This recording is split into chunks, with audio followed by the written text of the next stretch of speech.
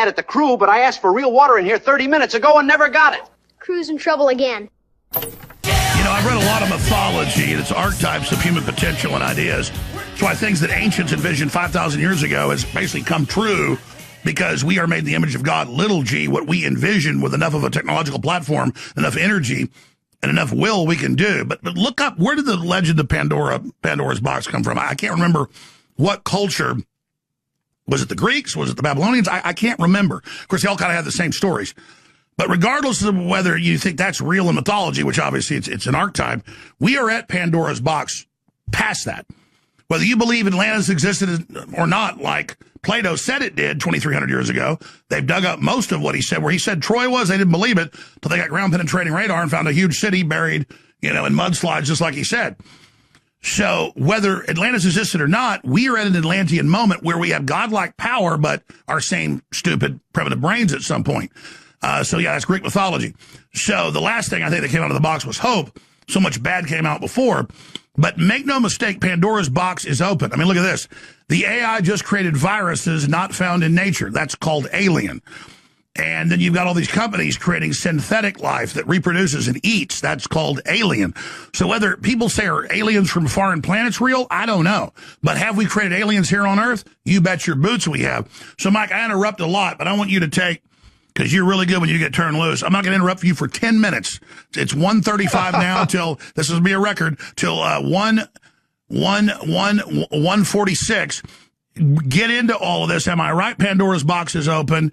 We're reaching the Atlantean moment. What do we need to know? And what can humans do? Because who knows? I mean, if you get millions of AI models, most are going to be good and well-behaved. Some will be psychotic. We know it hallucinates. It may think it's a simulation, make a real virus because it's got access to a biolab and release it. I mean, there's so many uncharted things this can do that even if you're an optimist, I see a lot of disaster and danger, or am I being a scaremonger here? No, you're absolutely correct. And by the way, you can interrupt me anytime you want. I mean, please do. No, but I want you to roll. I'm going to shut up for 11 minutes. You do. Yeah, you go. Okay, I'll just go until you pop in. So here's the thing. You just mentioned that AI has developed these so-called viruses, which are really, let's just say, protein structures that are alien to the human body. Now, where have we heard that before? mRNA jabs, right? What mRNA does, and this is all related. This is all the danger that Alex was just talking about there. mRNA jabs, they go into your body. They're wrapped in lipid nanoparticles to trick your body's cells into thinking that they are nutrients, so that your cell membrane opens up and invites this alien structure in. And by alien, I mean not human. I don't mean like ET structures, but non-human structures. They go into your cell. They go into the cytoplasm of the cell. And then they hijack your cell's protein synthesis machinery, the ribosomes that produce proteins, right? And then your ribosomes, instead of churning out human proteins, things that you would need as a human being, and by the way, when I say proteins, remember, this is a vast array of different kinds of substances, including some hormones and things like that. Now your cells are churning out alien protein toxins that are absolutely toxic to human biology. The vaccine industry calls these antigens, and they say they are targets for your immune system to learn how to block, COVID or influenza or whatever they're talking about. They are not antigens. They are biological weapons. They are toxins, and they are found in the bodies of some people up to, or at least fragments of these proteins, which themselves are very damaging. They're found up to 700 days, actually a little over 700 days in one study. That's almost 2 years after the injection. And from day one all the way out to 2 years, depending on the person, depending on their biochemistry, that person can be shedding these protein fragments all over other people, which I call vaccine fallout. It's kind of like radiation fallout following a nuclear war, but vaccine fallout is shedding. And remember during COVID, when all the vaccine pushers, they said that those of us who were unvaccinated, they said we were super spreaders, which was always a lie. We weren't spreading anything. We had healthy immune systems. I mean, Alex was eating ivermectin live on the air, which was a smart thing to do. Turns out to be very useful. Well, I say that those who are taking the mRNA jabs are the super shedders. And just like, we have the flag, "Don't tread on me," or a T-shirt. I developed a graphic. I don't know. I put it out there on X. It's like, "Don't shed on me. Don't shed on me." So, take your mRNA, like, go away. Stop spreading your toxic proteins all over everybody else. But here's where this intersects with AI. Just like Alex was mentioning. Now you're going to have AI that's going to develop the most dangerous, the most nefarious artificial/alien protein morphologies, let's say. They're going to put that in the mRNA instructions, the actual transcriptase instructions that your ribosomes use to synthesize proteins. And then they're going to inject these alien instructions into your body, where, of course, they circulate throughout your blood, and they end up on your heart tissue. They end up, in your lung tissue. They end up all over your body. Reproductive organs, of course, got to have the infertility effects, or, otherwise it wouldn't get globalist funding, would it? So these circulate all throughout your body, and then your body starts churning out these AI-developed alien protein fragments. You see what I mean? And then you start shedding that not only in your own tissues, but also all over everybody else. And because the United States Congress has granted absolute legal immunity to the vaccine industry, the vaccine industry can put literally any instructions that will kill you, instructions that will produce proteins that will just flat out kill you in 2 weeks or 30 days or 180 days if they want you to be a carrier and a super shedder for the next 6 months. They can put those instructions in there. They can actually have AI build the kill weapons with targeted kill dates, and they have absolute no legal. They have absolute legal immunity, so they have no liability if they start killing people or harming people from that. So that's the intersection of AI with so-called vaccines, which really aren't vaccines. They're gene therapy, bioweapons injections. Now, let me describe it in a slightly different way that will resonate, I think, with a lot of you watching. I run a science lab. It's not a genetics lab. I don't mess with genetics and protein synthesis. My lab, I do food contamination testing, right? Heavy metals and glyphosate and dioxins and things like that. But if I had a lab with like CRISPR technology and some AI tools and the ability to do sequencing and so on, if I were like a mad scientist wanting to harm the world, you could do billions of years of evolution in minutes. You got it. And you would be doing what the vaccine companies are doing, except you would be called a bioterrorist while they get absolute legal immunity. You could be doing the same thing that they're doing. You could say, no, I'm researching a vaccine, and these aren't weapons, these are antigens, because that's what the vaccine companies say. But you would be arrested and charged with bioterrorism, where the vaccine companies, they get propped up and pushed by the doctors and the FDA, et cetera. And by the way, even Trump's executive order, sadly, I appreciate the effort, but it doesn't carry the weight of law. Congress didn't pass a law. The FDA ignores RFK Jr. I totally agree with you. When I said, though, this is good news, I even explained that, and everybody got mad at me, or like half the people on X that were seeing it, like, why are you saying Trump's great? I'm like, not. At least they're forced to admit it. At least it publicly convicts them. But obviously, it's better than we used to get. And I'm not saying we won the war, but I still think it's a victory. Right. Well, yeah, it's certainly a statement in the right direction. Unfortunately, it can just be overturned by, the next president. And here's what it is. It shows how awake people are and how much we've been winning, you and I, and that they've got to at least give us lip service. That is a victory in of itself. I think that in my opinion, the entire industry behind mRNA vaccines and all the regulators who push that should all be arrested and criminally prosecuted. Because in my view, clearly these are biological weapons against humanity.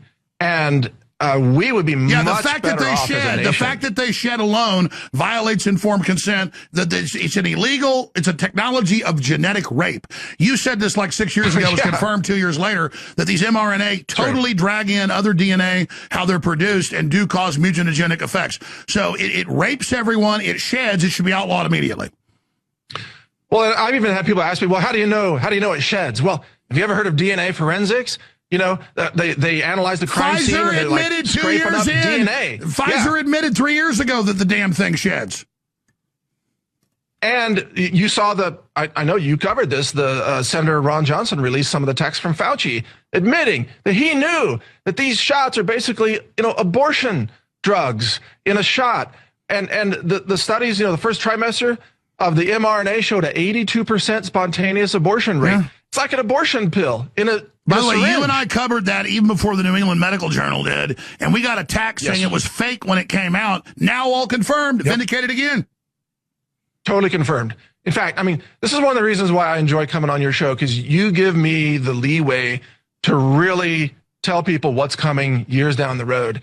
And we're not always right about the timing, but we're almost always right about the arc of where this is headed.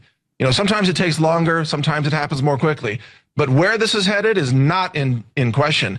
They're going to use AI to build basically alien protein synthesis systems or mRNA systems. They're going to inject them into people's bodies. They're going to turn people into super shedders, which, by the way, Alex, it also exploits the innate human social interaction tendencies. We like to be around other people. We like to, be with our families or hug our children or grandma or whatever. That tendency is now being weaponized by these engineers. They know that if they can get one or two super shedders in a family, and then, by Thanksgiving dinner day, let's say, then they're going to shed all over, the turkey and all the other family members on Thanksgiving. So they can turn grandma, I've said, because they're targeting 50 and older now, they can turn grandma into a Thanksgiving Day biological weapon super shedder who actually ends up terminating her own family lineage because she is a carrier of an alien protein that doesn't belong in the human body. I remember you and I both picked up on this right when the COVID shots rolled out. We both played it separate from each other right about, I think, the same day. Just because it's not we're even listening to each other most of the time, we're just on the same page. We're know what we're doing. No, that's Bill Gates comes out and he says, "Oh, you think the COVID's bad? There's about to be a terror attack where all these terrorists are going to release something." I could tell when he laughed. And you were talking about the science and how the super shedding and how once it goes into you and replicates, it's even worse with what hits you. And I clicked and I said, he's talking about the shedding. And then later he basically admitted it and made jokes about it. This is unbelievable. So he sees humans as terrorists. He wants to depopulate us. So the joke is he loads us up as the terrorist to then go out and kill everybody. It's like, Alex, you can buy ant bait where it doesn't kill the ant immediately. The ant eats the bait, carries it back to the nest, and then kills the whole nest. That's what mRNA injections are, in my view. It's to get one person in a family to be the super shedder, or more than one person, to shed on everybody else and potentially harm them. Now, there's another aspect to this. I briefly mentioned this the last time I was on your show, but it's worth just revisiting quickly. The spike protein from the COVID vaccines, the mRNA COVID vaccines, that spike protein is known. This is published peer-reviewed science. It's known to suppress DNA repair mechanisms known as NHEJ or HR, BER, These are like base repair, base excision repair. These are methods for repairing DNA. Those are suppressed 85 to 90% in people who are exposed to the shedding. So in other words, you're getting DNA damage all day, every day from things like 5G exposure, even though that's non-ionizing radiation. It produces a very potent reactive oxygen molecule called peroxynitrite in your body that damages DNA, can cause single-strand breaks, which then replicate into double-strand breaks. Your chromosomes are cut at that point, right? That cell is dead, or it's going to mutate into something worse than a dead cell, by the way, like, cancer tumors or something crazy. So the spike protein shedding suppresses DNA repair by up to 90%. They know that. They know that, and they know that people are exposed to 5G. They know people are exposed to chemicals that also cause DNA lesions and other forms of damage on your chromosomes. They know they're targeting fertility because the germ cells in both men and women are targeted by the spike protein. You can't replicate DNA correctly. The lineage of the human race is what is being attacked here, not just the population that's walking around. And by the at way, this I moment. heard you say this like 6 years ago from your own research. They've come out for 4 or 5 years admitting the spike protein hits the exact area on the DNA for repair. And then I've got company executives bragging that once you take the shots, it turns off your immune system, and then laughing about it. And then you've got their head of mRNA with James O'Keefe admitting, yeah, we've made all these new viruses on the shelf to release, but none of them go to prison. So it's insane. And on top of that, they know, see, DNA repair, which normally happens every day because, you get a little bit of damage just from flying in an airplane or whatever, background radiation, right? But imagine what's going to happen if there's a tactical nuclear weapon that goes off, then everything goes off the rails. But they also know that as if you they said, can that's keep the you real binary nutritionally weapon. deficient. So even low-level radiation weapon. now, because of the spike protein, people are like, what's about airplane? When you're at 35,000 feet, folks, there's not the 10 feet of water condensed and about 3 inches of dust. That's a regular shield. You got it. So you're getting how many chest x-rays when you fly above 35,000 feet for, say, 5 hours? I don't know, not that much, but yeah, like every hour at that altitude, you get some amount of ionizing radiation. It's not a big deal. Just like a chest x-ray is not a big deal if you have the repair mechanisms. But some of those mechanisms require coenzyme mineral factors like zinc. And see, so they know that if they can feed a population a lot of zinc deficient processed foods, and then they can expose you to spike protein shedding, it shuts down your DNA repair, and then they can have all this 5G non-ionizing radiation causing single-strand breaks, and then nuclear weapons with fallout with ionizing radiation, cesium-137, iodine-131, And we know, strontium-90, male cells are less resistant on average, including blood-brain barrier is a larger system. So then we see it attacking males first, or degrading. Well, yeah, and right. And from a fertility standpoint, remember that males are regenerating sperm constantly. So the deformation of the genetics of the sperm will happen from exposure to that point forward, where the woman carries eggs that she was born with.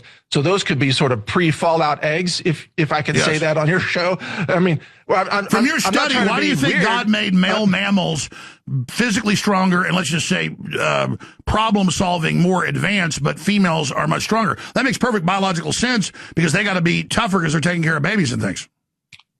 Yeah, women are genetically stronger. And men are punished with wanting to fight each other in the ring all day, it seems. So that's like God's little joke on men. But in any case, everybody's going to be subjected to the DNA damage, both men and women. Reproduction is the real But it'll be target. more evident in men as it is. Yeah, absolutely. So, Alex, you are going to see if we have nuclear weapons going off, combined with more spike protein exposure, combined with nutritional deficiencies, and more 5G rolling out, you are actually going to see people's organs start to fall apart internally as if they had walked through, let's say, Chernobyl or Fukushima. You're going to see things that look like radiation poisoning, but it's not exactly. It's actually a complete falling apart of the chromosomal integrity of the human cells. And then, of course, that's going to be called, an outbreak, a pandemic, and they're going to inject people with more AI-generated spike proteins, which is going to cause it to go even worse. It's going to accelerate this. There's going to be a day where human beings, like their organs start to fail at rates that defy any other explanation. Even the ER doctors are going to be mystified. Like, what's going on here? Well, Why it's are these already people coming starting in? to happen. Fertility's dropped. Life expectancy's dropped. Let me ask you this question. We know the globalists sold world government to stop nuclear war, and before that, stop World War I and the next World War I. But then they're the ones creating the crises so they can offer the solution. But there is an argument, I'm not saying I'm for it, that you would have to have super total good AI just to surveil all the other AI and things so we wouldn't destroy ourselves. But it's a chicken or the egg thing. So, I mean, you extrapolate this out, there's no course out of this except God coming in and taking control. I mean, is there any path out of this?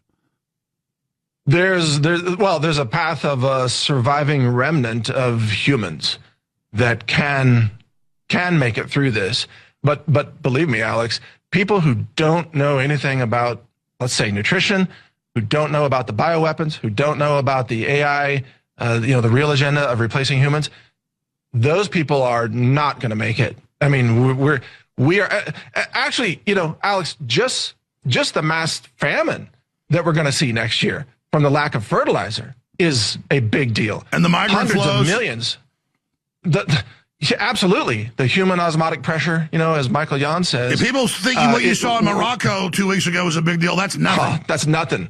Yeah, that's nothing. Western Europe is going to be completely overrun, probably by the summer or fall of 2027. I mean, if you thought the burning of Christian churches in France was bad so far, there's not going to be a Christian church left standing in France, probably, by the time this thing runs its course. But my point is, the globalists have found now the ultimate AI augmented method for mass human extermination. And you know what, Alex, this reminds me, you covered this before. I remember covering this with you years ago. Do you remember under apartheid in South Africa, they were trying to develop a self-replicating vaccine that would specifically target blacks? Race-specific. They were working with Israel on the project. Israel wanted one for Arabs, and then was giving them technology, and they were giving them technology to target blacks. And they couldn't actually make the payload self-replicating second and third generation. Even to this day, they've only been able to do like one generation where you have one person that becomes a bioweapons factory and they shed. But the shedding receiver doesn't themselves have their cells completely hijacked, right? So that's only a one generation. But back during the apartheid days in South Africa, they were working on a multi-generational self-replicating vaccine that they were going to give only to blacks. And the idea was to exterminate all the black people, literally, by calling it public health and saying, oh, we care about you. We want you to be healthy. So just have all the black women line up for vaccines, because we care about you so much. And then they would be the super spreaders. They would kill all the black people in South Africa, leaving the apartheid people as the only ones left. That is the model, Alex. That's the globalist model for the planet. And isn't it interesting that Israel, now. You might look this up, Israel covertly worked with South Africa on race-specific bioweapons, and Dick Cheney quoted that in his PNAC document, April 2000. That's pretty scary. Yeah, that is very scary. And now they have AI cognition to make their research more accelerated and far more dangerous. And so, and by the way, the AI, like the frontier labs that are the best at protein folding and things like that, and biochemistry and morphology of molecules, that is all handed over. Access is handed to the Pentagon. And remember, it was the DoD that was involved in the early SARS-CoV-2 research, right? Now the Department of War. Yeah, they keep saying, did it come out of China? No defense of China. It came